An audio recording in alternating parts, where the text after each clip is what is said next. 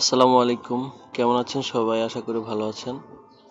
নতুন একটা earning site নিয়ে আপনাদের সাথে আলোচনা করব আজ।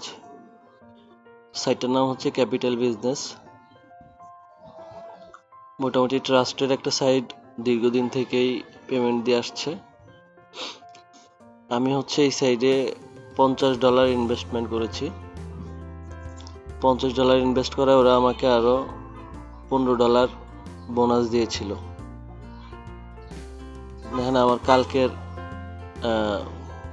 প্রফিট হচ্ছে $1.43।